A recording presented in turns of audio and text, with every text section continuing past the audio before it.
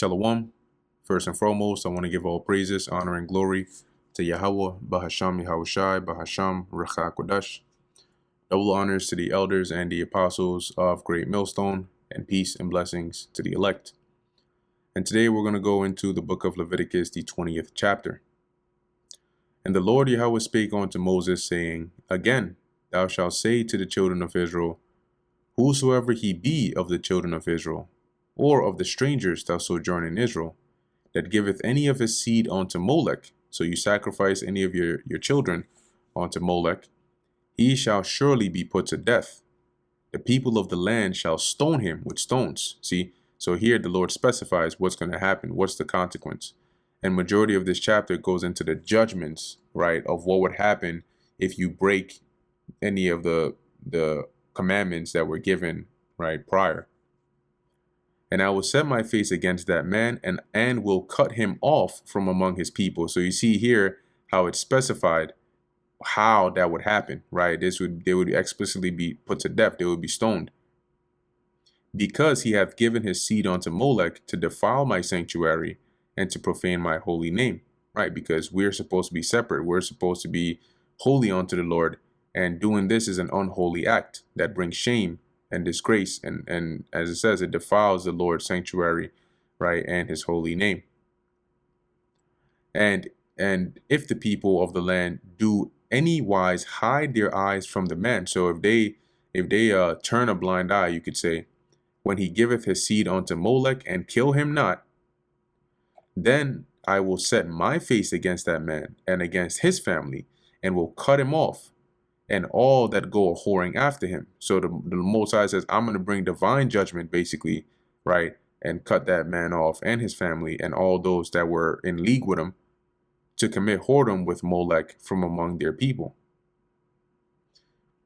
The soul that turneth after such as have familiar spirits. So you go and seek, right, those that have familiar spirits to, inquire or whatever. You're getting involved in that. And after wizards, to go a whoring after them, right? You start learning their ways. You start to, go to them, you seek answers from them. They ask you, okay, well, you got to bring this or you got to do that. You'll do it. You're going a whoring after them because they're not using the power of the right hand, right? They're using the power of the left hand for those things. I will even set my face against that soul and will cut him off from among his people. Sanctify yourselves, therefore, and be ye holy, for I am the Lord Yahweh your God. And ye shall keep my statutes and do them. I am the Lord Yahweh which sanctify you. For everyone that curseth his father or his mother shall be surely put to death. And that is that, when you go into that curseth, it goes into like to take lightly, to disrespect, right? And there's a law on that, right? That you're supposed to honor your father and your mother.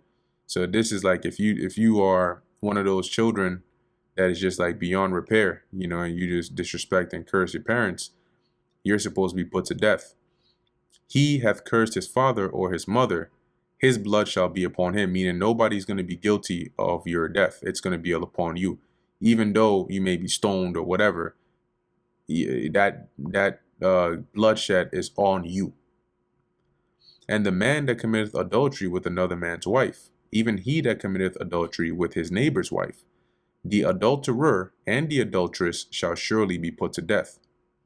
And the man that lieth with his father's wife hath uncovered his father's nakedness. Both of them shall surely be put to death. These are consensual, right? So basically, you and your father's wife get, you're down with it. That's why both of them are going to be put to death. Their blood shall be upon them. So the congregation would put them to death, but nobody in that congregation is going to be guilty of murder, right? Because the blood of these people would be upon them, right? They're going to bear their sins. They're going to be guilty of their own death. If a man lie with his daughter-in-law, both of them shall surely be put to death. They have wrought confusion. Their blood shall be upon them. If a man also lie with mankind, as he lieth with a woman, that is Moism, right? You have intercourse with another man as you would with a woman. As it says, both of them have committed an abomination. They shall surely be put to death. Their blood shall be upon them. And if a man take a wife and her mother, it is wickedness. They shall be burnt with fire, both he and they. So the man, the mother, and the daughter. That there be no wickedness among you. So you ain't supposed to be doing that. Don't matter if the mom and the daughter both are fine as shit. You pick one and call it a day. If a man lie with a beast, he shall surely be put to death. That's adultery. Sorry, that's bestiality. And ye shall lay, or shall, yeah, saying playing around. Ye shall slay the beast. Okay, so you got to kill that animal. And if a woman approach unto any beast and lie down thereto, so she bends it over, for that animal, guess what? Thou shalt kill the woman and the beast. So you got to slay that. This ain't Beauty and the Beast out here, right?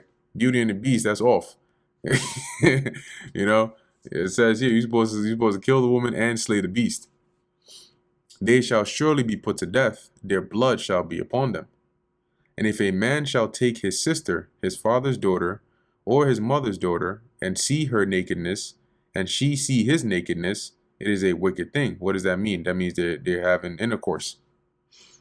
And they shall be cut off in the sight of their people.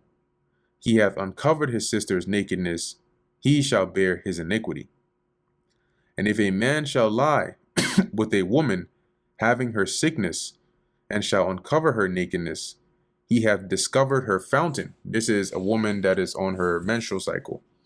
And she hath uncovered the fountain of her blood, so the source of her blood. Basically, she has made that, uncovered it, as in during the cycle, she went in and gave it up to him. And both of them shall be cut off from among their people. Okay. And so once again, right, like here, it doesn't specify necessarily like, what does it mean by cut off here? Right. But basically, you can say here, like, they would be dealt with, right? The Lord would bring judgment upon them, but in this case, it would likely be something like them being, exiled, for example, right? Because it would, in some cases, it explicitly tells you, right, they shall be burnt, right? They shall be put to death, right? You would kill this person. And in other cases, it just says, like, they shall be cut off, right? Which we know in some instances it would mean exiled, and in others it would mean death. And thou shalt not uncover the nakedness of thy mother's sister, that is your aunt, nor thy father's sister, for he uncovereth his near kin. They shall bear their iniquity. So that judgment is going to be upon them. And if a man lie, and it's going to tell you, see, bearing their iniquity. So here it doesn't say they'll be put to death, because it's going to tell you what that judgment of bearing that iniquity is. If a man lie with his uncle's wife, that is his aunt, he hath uncovered his uncle's nakedness. They shall bear their sin. And what is that? The judgment is they shall die childless. Now, this would likely be a divine judgment, right? Because the people of the land wouldn't be able to ensure this, right? Like, you can't, as humans, right? You don't have the power to, like, take away a woman's eggs or something like that, right? And plus, if you were to say, all right, we just won't give him a woman of the city to marry, he might just move somewhere else and get a woman. So this will likely be something judgment that will come down from the Lord. Now you might say, well, how come today that's not the case? Well, the scriptures also tell you, because sentence against an evil work, right, in Ecclesiastes 8:11, is not executed speedily. Therefore, the hearts of men is fully set in them to do evil, right? Roughly paraphrasing. So people have the mindset that because swift and immediate judgment isn't coming down like before, that, these laws are just ineffective, or you can do whatever you want. But the Lord is just, accumulating it all to bring that ultimate judgment anyway. Verse 21, and if a man shall take his brother's wife, it is an unclean thing. He hath uncovered his brother's nakedness. They shall be childless, right? The man and the brother's wife. Ye shall therefore keep all my statutes and all my judgments, and do them, that the land whither I bring you to dwell therein spew you not out. But also keeping in mind, right, if you think about this, that's technically also adultery, right? Because that's another man's woman. And so you can also apply the law of adultery here, right, where they will be put to death. And maybe that's one way of making them childless, right? Because if they're, dead men don't have children. or if you die before having kids, you ain't having those kids. But that's one case, right? Because then somebody could argue that, hey, what if the man already had children and then he went and did this, right? That's why I mentioned that divine judgment. Maybe they wouldn't, childless meaning they wouldn't have any more children. But as it says here in verse 22, ye shall therefore keep all my statutes and all my judgments and do them, that the land whither I bring you to dwell therein spew you not out. And ye shall not walk in the manners of the nation which I cast out before you, which were the Canaanites, for they committed all these things, and therefore I abhorred them. But I have said unto you, ye shall inherit their land, and I will give it unto you to possess it, a land that floweth with milk and honey, so a fruitful land. I am the Lord Yahweh your God, which have separated you from other people by your customs and your laws. So don't go and do what they do. Ye shall therefore put difference between clean beasts and unclean, and between unclean fowls and clean, and ye shall not make your souls abominable by beast, nor by fowl, or by any manner of living thing that creepeth on the ground, which I have separated from you as unclean. So the Lord is saying, I have purposely showed you what is clean and what is not clean. So now don't go and eat this, because it'll make your soul abominable, it'll make you unclean. And ye shall be holy unto me, for I am the Lord Yahweh, or for I, the Lord Yahweh, am holy, and have severed you from other people. I've separated you from all the other people of the earth. You're different to me, that ye should be mine. A man also or woman that hath a familiar spirit, which is a demon, or that is a wizard, shall surely be put to death. They shall stone them with stones. Their blood shall be upon them. And that brings us to the end of the book of Leviticus, the 20th chapter. Lord willing, that was edifying to the elect. In closing, I want to give all praises, honor, and glory to Yahweh, Bahasham, Yahweh Shai, Bahasham, Bracha, Kodash. And until next time, Shalom.